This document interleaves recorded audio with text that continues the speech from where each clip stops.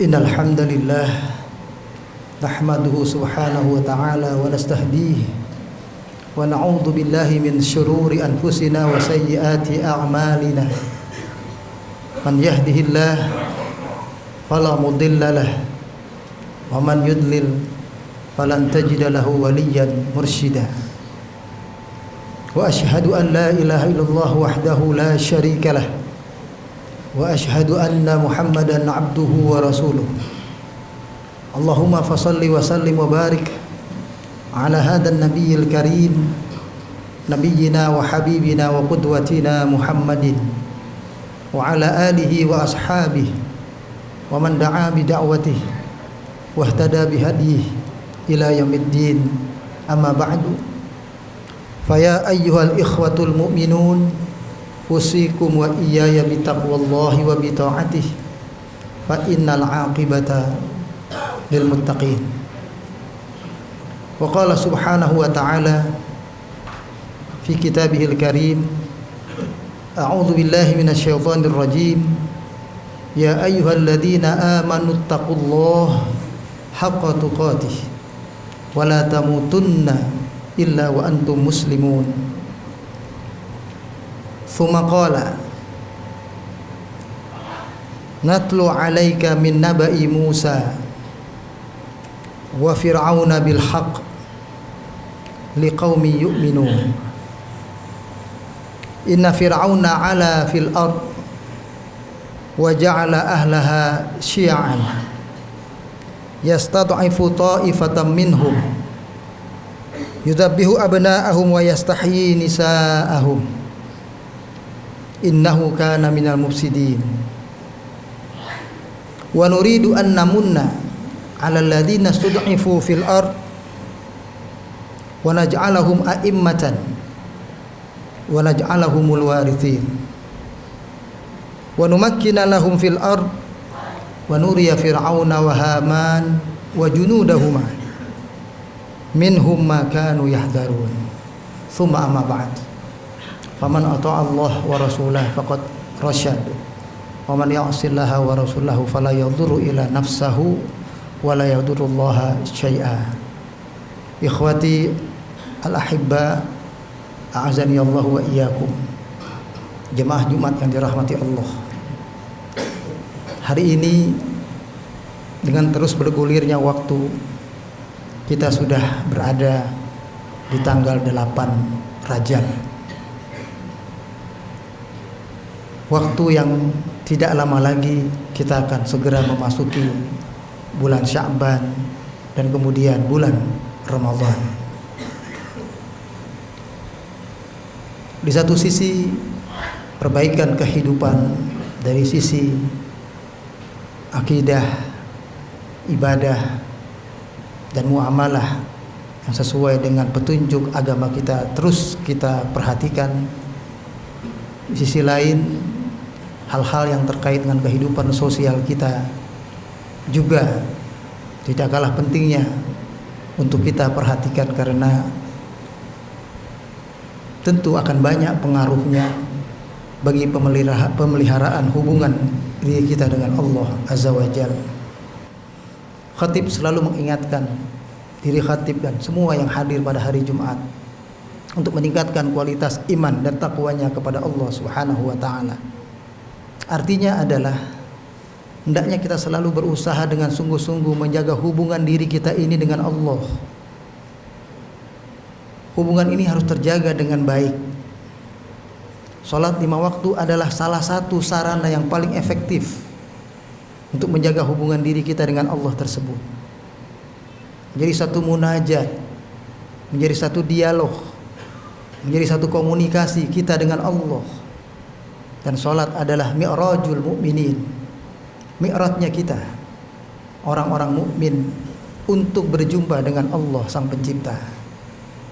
Saat Nabi kita Muhammad sallallahu alaihi wasallam berkomunikasi dengan Allah dengan mi'rajnya langsung, maka kita adalah mi'rajnya melalui ibadah salat ini.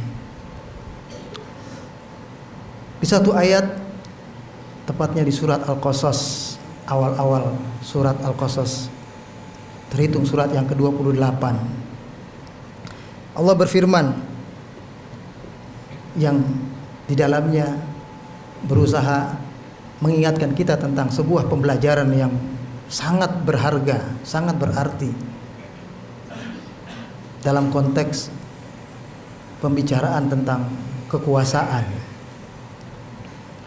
Di ayat itu Allah mengawali dengan kalimat to sin min sebetulnya. Dan ayat berikutnya natlu alaika tilka ayatul kitabil mubin. Diterangkan bahwa kitab Al-Quran ini adalah kitab yang jelas, yang nyata arahannya, petunjuknya untuk menjadi pedoman bagi kita semua. Lalu kemudian di ayat yang khatib bacakan tadi, Allah berfirman, natlu alaika min naba'i Musa wa Fir'aun. Kami bacakan kepadamu wahai Muhammad tentang sebuah kisah nyata, satu pelajaran dari perjalanan sejarah hidup manusia yang pernah terjadi. Min naba'i Musa wa Fir'aun, sebahagian saja dari kenyataan yang sebenarnya banyak terjadi. Sebahagian yang kami sampaikan kepadamu wahai Muhammad, sejarah Nabi Musa alaihissalam dan Fir'aun bil haq, secara benar.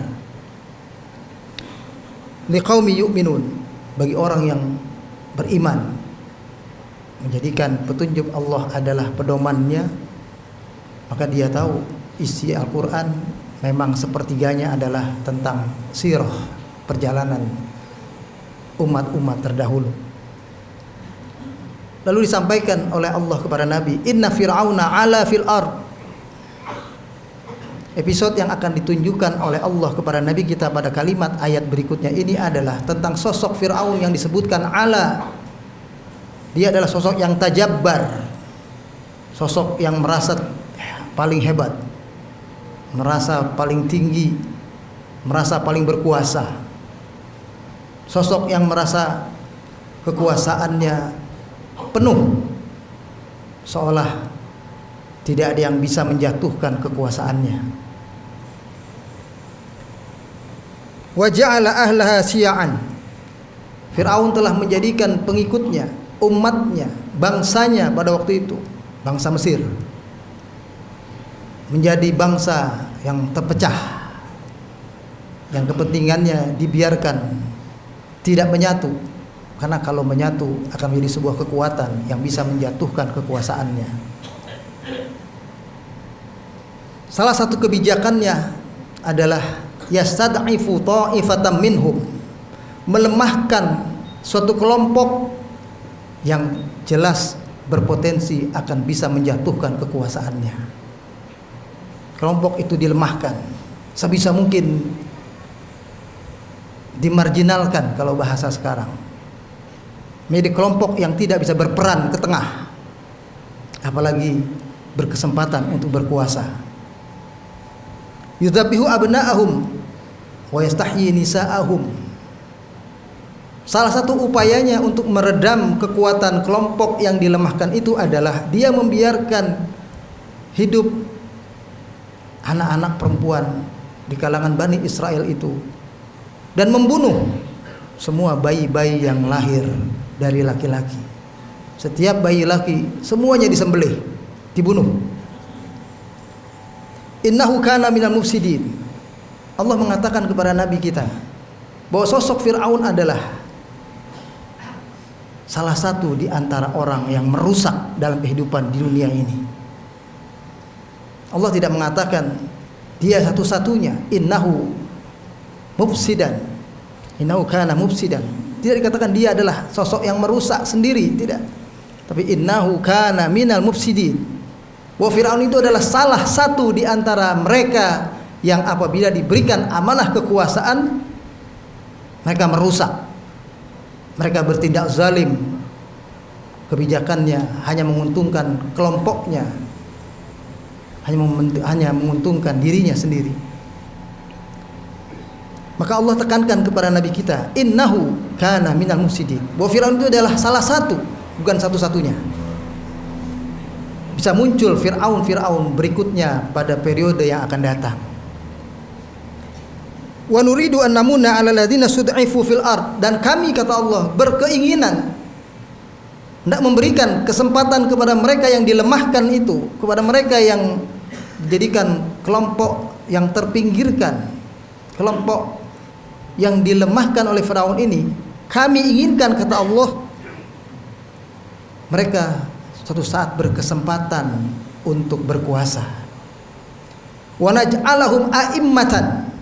Bahkan Allah dengan tegas mengatakan kami akan jadikan mereka pemimpin, dijadikan pemimpin-pemimpin di tengah-tengah umat yang saat itu sedang dipimpin oleh penguasa yang zalim seperti Firaun itu. Wa naj'alahumul warithin, dan kami akan menjadikan kelompok yang lemah, yang tertindas itu suatu saat menjadi pewaris yang sah dari perjalanan kehidupan bangsa tersebut. Bahkan Allah mengatakan wa numakkina lahum fil ard, kami akan berikan tamkin, kekuasaan penuh kepada mereka nantinya. Bahkan kata Allah wa nuriya fir'aun wa haman wa junudahuma minhum ma kanu yahdharun, kami akan perlihatkan nanti kepada Fir'aun dan Haman serta siapapun yang menjadi pengikut faham Fir'aun dan Haman ini, kami akan perlihatkan kepada mereka kata Allah apa-apa yang mereka khawatirkan berupa tumbangnya kekuasaan mereka. Akhwati fillah, ayat ini kalau kita baca terus akan sampai kepada sebuah kondisi pemahaman kita bahwa ternyata kekuasaan yang Allah maksudkan dalam ayat ini bukan semata-mata dicapai oleh kekuatan yang dibangun oleh manusia itu sendiri. Betapa banyak hal-hal yang nampak tidak logis terjadi karena Allah hendak menunjukkan kekuasaannya. Sebut saja pada ayat ini disebutkan ketika Allah mengatakan wa auhayna ila ummi Musa an ardi'ihi fa idza khifti 'alaihi falqihi fil yammi wa la takhafi wa la tahzani. Ketika Allah mengatakan kepada ibunya Nabi Musa alaihissalam ketika beliau baru saja lahir, didik, besarkan Musa kecil itu.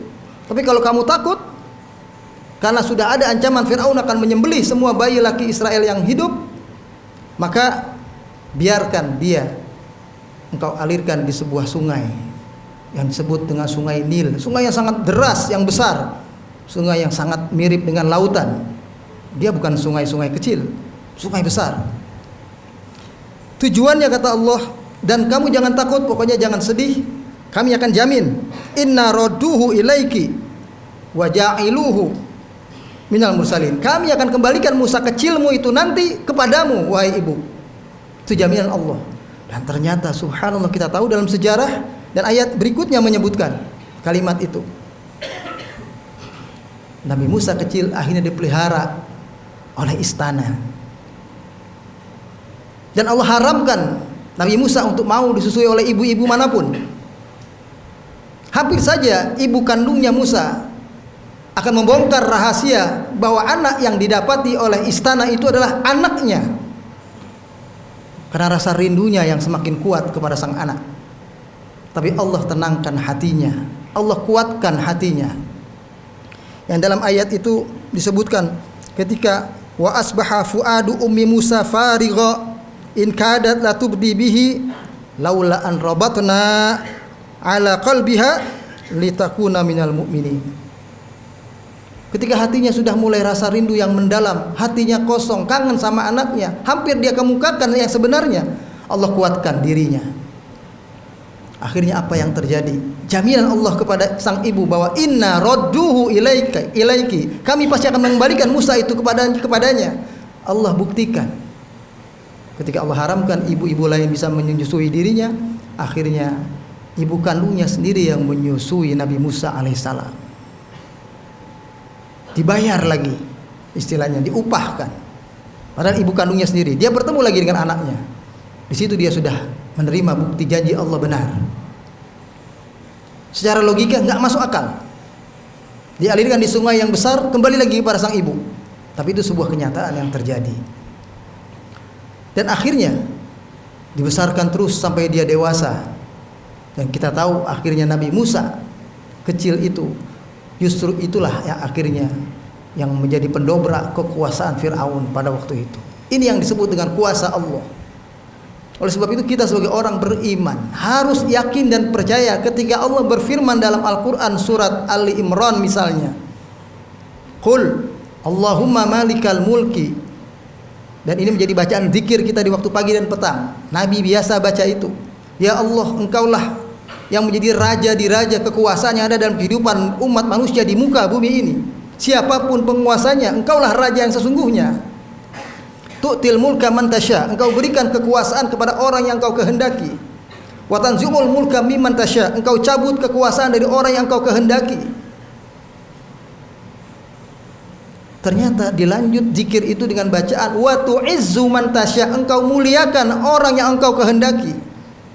Wa tudhillu man tasya, engkau hinakan orang yang engkau kehendaki ya Allah. Di sini diterangkan dengan jelas dan gamblang bahwa kekuasaan itu bukan segala-galanya. Itu urusan Allah. Tetapi ketika kekuasaan itu sudah mulai berlaku zalim, Allah terangkan dalam ayat itu juga, tidak selamanya kekuasaan identik dengan kemuliaan. Boleh jadi seseorang tidak punya kekuasaan. Boleh jadi kelompok yang menjadi kaum marginal seperti yang dalam konteks Fir'aun tadi, Nabi Musa alaihissalam bukan yang sedang berkuasa saat itu, tapi saat itu mereka adalah orang yang Allah muliakan hidupnya.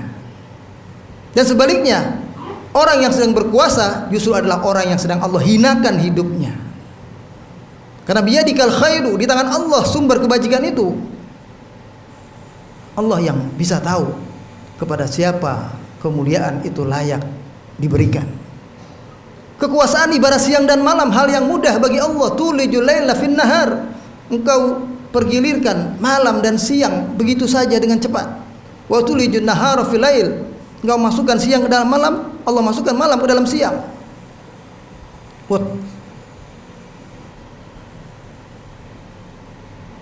Setelah itu Allah mengatakan tulijul laila fin nahar wa tulijun nahara fil lail wa tukhrijul hayya minal mayyiti wa tukhrijul mayyita minal hayy.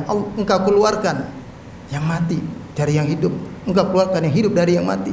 Itu perkara mudah.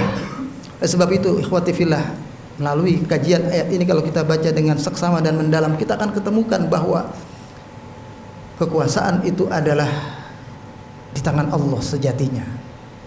Kita kaum mukminin hanya berharap dan memohon kepada Allah Subhanahu wa taala agar kekuasaan itu suatu ketika akan diberikan kepada kita kaum mukminin.